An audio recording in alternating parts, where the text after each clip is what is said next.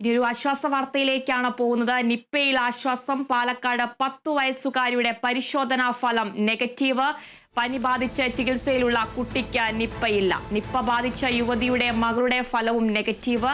Nipah രോഗബാധയിൽ അതീവ ജാഗ്രത തുടരുകയാണ്. കേന്ദ്ര സംഘം കേരളത്തിലെത്തി സ്ഥിതിഗതികൾ വിലയിരുത്തും. നാഷണൽ ഔട്ട്ബ്രേക്ക് റെസ്പോൺസ് ടീമാണ് കേരളത്തിലെത്തുക. നിപ്പ ബാധിച്ച പാലക്കാട് നാട്ടുകൽ സ്വദേശിയായ യുവതിയുടെ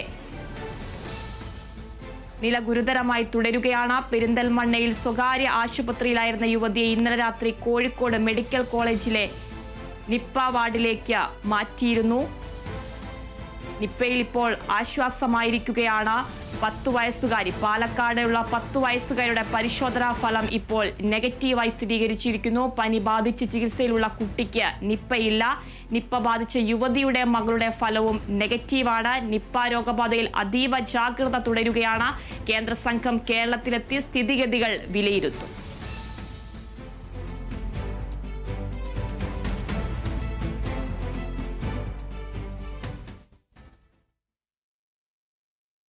അമേരിക്കയിലെ ടെക്സാസിലുണ്ടായ മിന്നൽ പ്രളയത്തിൽ മരണം 51. മരിച്ചവരിൽ 15 കുട്ടികളും ഉൾപ്പെടും. രക്ഷാപ്രവർത്തനം തുടരുകയാണെന്നും അവസാന ആളെയും കണ്ടെത്തും വരെ ദൗത്യം തുടരുമെന്നും അധികൃതർ പറഞ്ഞു. വേനൽക്കാല ക്യാമ്പിൽ പങ്കെടുക്കാനെത്തിയ 27 പെൺകുട്ടികളെ കാണാതായി. ഇവരിൽ മിക്കവരും 12 വയസ്സിന് താഴെ പ്രായമുള്ളവരാണ്. വീടുകളും മരങ്ങളും ഒലിച്ചുപോയി. പ്രദേശത്ത് വൈദ്യുതിയും കുടിവെള്ളവും നിലച്ചിരിക്കുകയാണ്. പ്രളയം